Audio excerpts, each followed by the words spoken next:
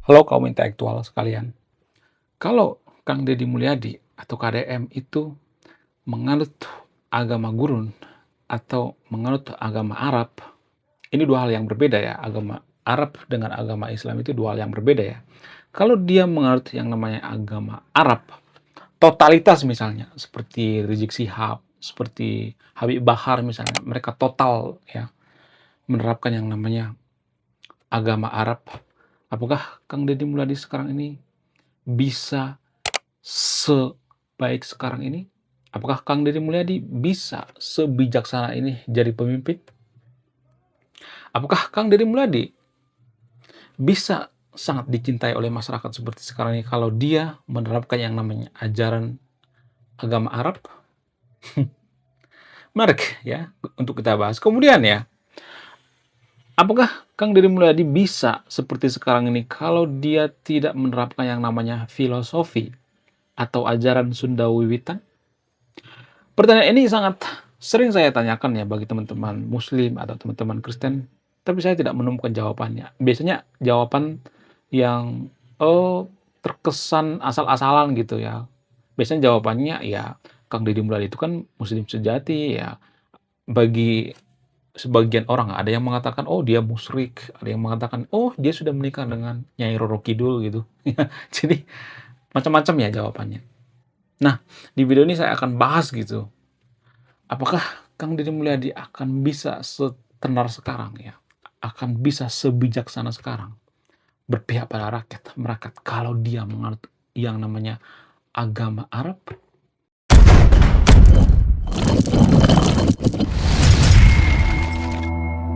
Jadi menurut data ya, ada kenaikan yang sangat-sangat signifikan, mana banyak orang-orang Indonesia itu beralih ke agama lokal. Karena apa? Salah satu alasan yang paling masuk akal itu ketika pemerintah kita sudah membebaskan warganya untuk memilih kepercayaannya, baik itu kepercayaan lokal maupun kepercayaan yang berasal dari Timur Tengah. Itu terjadi pada tahun 2017. Jadi pemerintah kita itu sudah membebaskan warganya. Kalau misalnya nih di KTP cuma ditulis kepercayaan terhadap Tuhan Yang Maha Esa gitu, atau Tuhan Yang Maha Dua gitu, atau Tuhan Yang Maha Tiga. Ya, sorry, bukan Tuhan Yang Maha Dua atau Tuhan Yang Maha Esa aja ya, karena orang Indonesia itu kan percaya dengan Tuhan Yang Maha Esa. Ya walaupun tidak bisa dibuktikan secara ilmiah bahwa Tuhan itu Maha Dua atau Maha Tiga atau Maha Empat, kita kan nggak bisa membuktikan secara ilmiah kan. Karena apa? Karena dasar daripada agama itu kan kepercayaan. Agama itu kan ya kalau yakin, yakin aja gitu. Nggak bisa dihubung-hubungkan dengan logika, ya nggak bisa. Cuman ini yang sangat susah ya diterima oleh warga Konoha. Dan inilah yang terjadi pada Kang Deddy Mulyadi kalau saya perhatikan. Jadi Kang Deddy Mulyadi itu kalau boleh jujur ya, jujur dari hati saya yang paling dalam. Kang Deddy Mulyadi itu bisa sehebat sekarang ini ya, bisa sangat-sangat berkat itu karena apa? Karena filosofi Sunda Wiwitan. Ya, apa itu filosofi daripada Sunda Wiwitan? Filosofi daripada Sunda Wiwitan itu ada istilah welas asih, welas asuh ya. Apa itu welas asih? Welas asih itu ya kita harus saling mengasihi ya. Bayangkan, agama Sunda Wiwitan itu mengajarkan yang namanya saling mengasihi. Ya, catat ya. Saling mengasihi, bukan saling mengkafirkan satu sama lain ya. Bukan saling menjelekkan agama lain. Bukan saling membubarkan ibadah orang lain. Enggak ada tuh dalam agama Sunda Wiwitan ya. Agama Sunda Wiwitan atau filosofi Sunda itu saling mengasihi. Itulah alasan kenapa kalau kita perhatikan KDM ini peduli dengan apa? Peduli dengan agama Kristen yang ada di Jawa Barat. Apa contohnya? Kemarin ya, pernah tuh KDM menyelesaikan masalah sengketa gereja yang ada di Puncak. Jadi gereja ini ceritanya digadekan sama bank. Saya juga baru tahu ternyata gereja itu bisa digadekan. Luar biasa ya. Zaman sekarang ini gereja sudah digadekan. Nah, gereja ini digadekan dan bank sudah mau menyita yang namanya gereja, sehingga Kang Deddy Mulyadi turun lalu dia mencari donasi dan menyelamatkan yang namanya gereja ini. Nah, yang jadi pertanyaan, kalau Kang Deddy Mulyadi ini menganut yang namanya agama Arab, apakah dia sebijaksana itu? Belum tentu. Justru karena dia menganut yang namanya welas asih. Kalau misalnya saya mengatakan seperti ini, "Oh, Kang Deddy Mulyadi beragama, oh, ini dong Sundawitan." Enggak, di KTP Kang Deddy Mulyadi itu beragama Islam. Saya juga nggak tahu itu cuma di KTP atau tidak. Yang jelas ya, kita harus fokus pada tingkah lakunya, akhlaknya gitu. Bukan cuma baju-bajunya yang agamis gitu. Kalau di Konoha itu ya, kalau misalnya kita menggunakan peci gitu, menggunakan sorban dan sebagainya, oh kita akan mengatakan, oh kamu adalah pemuka agama yang soleh. Belum tentu. Ada banyak tuh pemuka agama di Konoha yang menggunakan sorban tapi korupsi ya. Bahkan ya, di Konoha itu Quran dikorupsi, guys. Bayangkan Quran dikorupsi. Sendal di masjid bisa hilang. Jadi menurut saya pribadi, Kang Deddy Mulyadi ini sudah muak dengan apa? Dengan pemuka-pemuka agama yang merasa si paling soleh ya, tapi kelakuannya macam setan. Menurut saya pribadi seperti itu ya. Jadi besar dugaannya Kang Deddy Mulyadi ini dipengaruhi oleh filosofi Sundawitan. Kalau saya mengatakan ajaran agama Sundawitan ini agak kasar ya, karena warga Konoha itu kan nggak suka yang belak-belakan ya. Maka diperhaluslah dengan kalimat filosofi Sundawitan. Kalau saya perhatikan ya, 80% daripada karakteristik daripada Kang Deddy Mulyadi ini dipengaruhi oleh filosofi Sundawitan. Cuman ya kalau saya perhatikan Kang Deddy Mulyadi itu kalau misalnya ditanya menggunakan ikat seperti ini, kenapa kamu menggunakan ikat? Oh, karena dalam agama Islam itu bla bla bla bla, warna putih itu adalah warna yang suci ya, warna hitam itu adalah warna yang disucikan dalam agama Islam ya dan lain sebagainya. Biasanya dia akan mau mencari jawaban-jawaban yang formalitas gitu ya, cari aman ya. Biar apa? Biar dia nggak dipersekusi gitu. Karena Kang Deddy Mulyadi ini sudah hatam gitu, sudah kenyang dengan apa? Dengan persekusi-persekusi. Ya, dulu kan Kang Deddy Mulyadi kan sering bersengketa dengan FPI. Bahkan pemuka agama sekelas Rizik Syihab juga pernah mengatakan bahwa Kang Deddy Mulyadi ini sudah kawin dengan Nyai Roro Kidul. Lalu Kang Deddy Mulyadi mengatakan, kalau saya kawin dengan Nyai Roro Kidul, siapa saksinya gitu?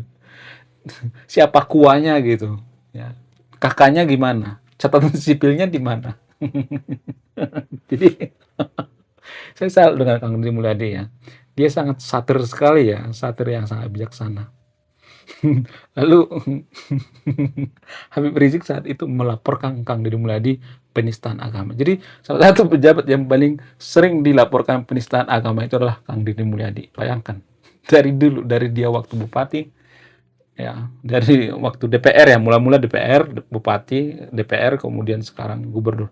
Dialah pejabat yang paling sering dilaporkan penistaan agama. Segitu susahnya ya kita berbuat baik di negara kita sendiri. Walaupun akhlak atau kelakuan daripada Kang Deddy Mulyadi ini sangat-sangat luar biasa saya perhatikannya. Nah, yang jadi pertanyaan, apakah Kang Deddy Mulyadi bisa seluar biasa sekarang, sehebat sekarang, sebijaksana sekarang, seadil sekarang, semerakyat sekarang, ya mencintai rakyatnya kalau dia menganut yang namanya agama Arab? Tentu saja enggak. Jadi permasalahan kita itu adalah kita itu menganut yang namanya agama Arab. Beda ya agama Islam dengan agama Arab ya. Sebenarnya kalau misalnya saya nanya gitu ya, apa perbedaan agama Arab dengan agama Islam? Ya biasanya juga ada yang mengatakan, "Oh sama aja." Nggak ada tuh orang mengatakan bahwa ada agama Arab. Jadi cuma istilah doang sebenarnya, ya. Jadi kalau melihat masalah ini ya, biasanya mereka juga standar ganda kalau saya perhatikan. Umat mayoritas di Konoha itu standar ganda. Kalau misalnya mereka melihat Kang Deddy Mulyadi, oh ini seperti pemimpin khilafah zaman dulu ya. Ini seperti khilafah Utsman misalnya, atau pemimpin yang sangat tegas. Ini Islami banget. Biasanya akan mengatakan seperti itu ya. Ada yang mengatakan seperti itu. Kemudian ada lagi standar ganda yang lain, apa itu? Oh, Kang Deddy Mulyadi sudah musyrik. Sudah menggunakan yang namanya ikat Sundawitan seperti ini nih, ikat nih ya. Itu sudah termasuk kemusyrikan. Oh, sudah melanggar yang namanya akidah.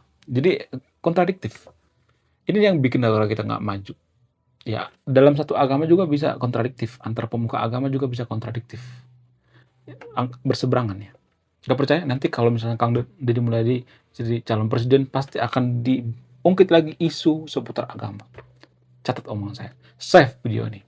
Jadi begitu susahnya ya jadi pemimpin di Konoha itu kalau kita sudah menganut yang namanya agama Arab ya. Kemudian ya kalau saya perhatikan, ada lagi filosofi-filosofi Sunda itu yang, menurut saya itu sangat bagus sekali dan ini sangat selaras dengan ajaran-ajaran daripada agama Buddha. Ya karena saya perhatikan banyak ajaran-ajaran daripada Buddha itu mensinkronitas terhadap agama Sunda Witan. Dan agama Sunda Witan ini juga kalau saya perhatikan sangat selaras atau sejalan dengan agama Kristen ya. Bukan berarti saya Kristen ya, bukan saya promonya si Kristen ya. Tapi kalau saya perhatikan ajaran Kristen itu kan ajaran kasih ya. Jadi Sunda Witan juga mengajarkan yang namanya welas asih. Silih asih, silih asuh. Ada istilah Sunda ya. Cuman saya kan ngerti bahasa Sunda, jadi saya ngerti kalau Kang Deddy mulai ngomong apa juga di videonya saya ngerti gitu. Karena saya ya sedikit banyak paham tentang bahasa Sunda dan saya suka membaca buku-buku filosofi agama Sunda Witan. Kemudian ya, kitab suci daripada agama Sunda Witan ini adalah berbuat baik. Bayangkan, agama sebagus ini kita tinggalkan. Kita lebih memilih yang namanya agama yang entah dari mana gitu ya, datangnya. Tapi kita meninggalkan ajaran leluhur kita yaitu berbuat baik. Kurang baik, bagus apa coba kitab suci daripada agama Sunda Witan ini? Agama Sunda Witan ini sebenarnya nggak punya kitab suci secara fisik ya.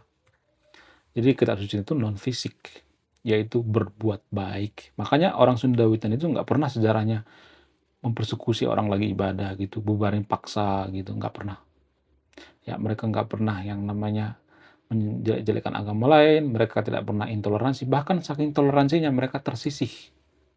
Mereka tersingkirkan, mereka dianaktirikan. Makanya saya memakai ikat seperti itu tujuan saya. Tujuan saya itu untuk membela secara moral ya, bukan berarti ya saya agama Sunda Witan.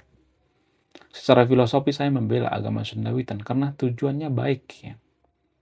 Dan agama-agama lokal juga sebenarnya terletak seperti itu kok, toleransi. Agama Parmalim misalnya, sebenarnya toleransi. Cuman kalau saya perhatikan agama-agama lokal ini kurang populer daripada agama-agama yang berasal dari Timur Tengah. Kenapa bisa seperti itu? Apa alasannya? Alasan yang paling masuk akal itu karena agama-agama lokal ini tidak tertarik dengan dunia politik. Ya, jadi agama-agama yang dari Timur Tengah ini bisa gede, bisa besar itu karena apa? Karena mereka terasimilasi dengan negara, dengan politik ya. Contoh misalnya kita ambil contoh seperti Kristen ya.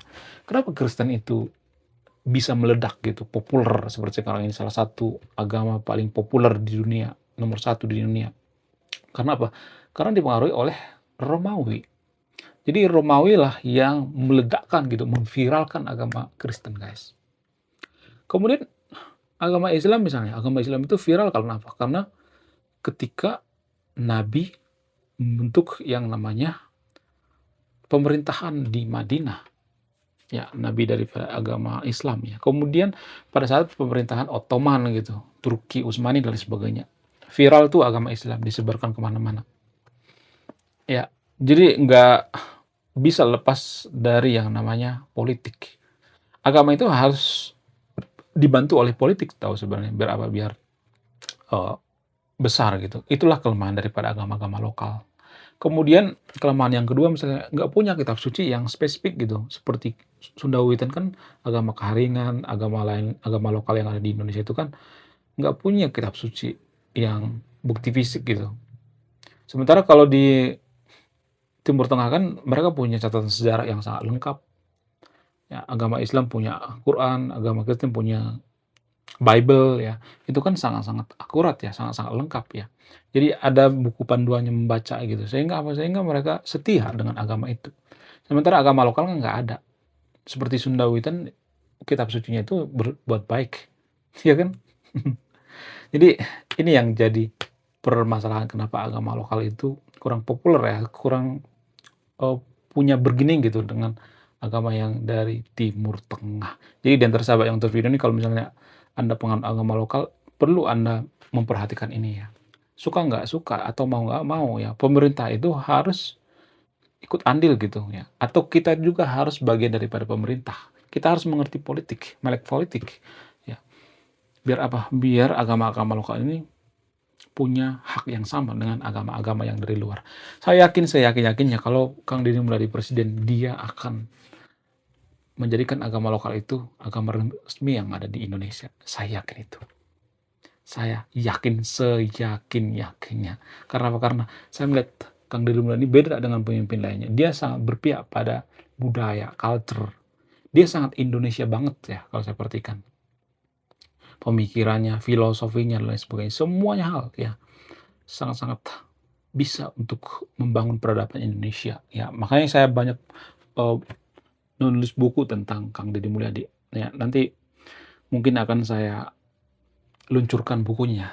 Tunggu aja ya, nanti saya akan rilis bukunya. Saya sudah menulis banyak hal tentang Kang Deddy Mulyadi ya, mulai daripada culture, budaya, kemudian filosofi, kejujuran, bagaimana cara membangun bangsa kita supaya bangsa kita itu tidak terputus dengan leluhurnya. Saya menulis buku tentang Kang Deddy Mulyadi ya. Tunggu aja ya, bukunya nggak terlalu mahal kok. 99.000 ya, di bawah 100.000. Cuma beda 100 perak doang ya. Jadi kalau saya perhatikan ya, selain karena agama lokal itu tidak terafiliasi dengan politik, agama lokal juga kalau saya perhatikan itu tidak ada unsur bisnisnya. Jadi gini guys, agama-agama dari Timur Tengah itu ya, suka tidak suka, mau nggak mau kalau kita perhatikan ada bisnisnya. Pemuka agama dakwah kemana-mana. Mereka kan dapat duit tuh. Coba kalau pemuka agama nggak dikasih duit, maka akan malas orang jadi pemuka agama. Justru karena dikasih duit kan. Mungkin sebagian ada yang mau, tapi kan sebagian besar pemuka agama itu kan nuntut honor kan. Puluhan juta gitu. Justru karena sudah established, sudah ada semacam bisnis, sudah semacam perusahaan ya, maka yang ngomong nggak mau ya agama itu harus tetap dipertahankan gitu. Karena apa? Karena ada orang yang hidup dari agama itu sendiri. Makanya susah ya menghilangkan yang namanya agama. Ya, agama Kristen juga seperti itu kok. Pendeta kan digaji kan sama pusat kan dari persembahan gitu. Ya, digaji kok mereka. Mereka punya kendaraan yang sangat mewah, gak semuanya tapi ya. Ya, mereka menggunakan Pajero, Fortuner dan sebagainya. Jadi sebenarnya pemuka agama itu sebenarnya zaman sekarang itu profesi yang sangat-sangat bagus sekali ya, setara dengan lebih bagus dari PNS ya kalau saya perhatikan ya. Nyesel ya dulu saya nggak jadi pemuka agama. Kalau saya dulu pemuka agama, saya mungkin akan membela mati-matian agama itu sendiri, walaupun agama itu tidak mendukung yang namanya kemajuan suatu bangsa ya. Atau bisa aja agama itu penghambat kemajuan suatu bangsa. Ya nggak jadi masalah, bodo amat kalau saya jadi pemuka agama kan. Saya juga akan tetap mempertahankan agama saya kok. Agama saya yang paling benar, walaupun ya pada faktanya nggak benar-benar amat ya kan. Pada faktanya umatnya keblinger gitu, umatnya banyak yang telolit, ya saya juga akan tetap mempertahankan. Karena apa? Karena ada duitnya gitu. Bisnis ya, establish. Oke, sekian video, terima kasih sudah menyimak dan memahami. Saya kaum intelektual, salam rasional.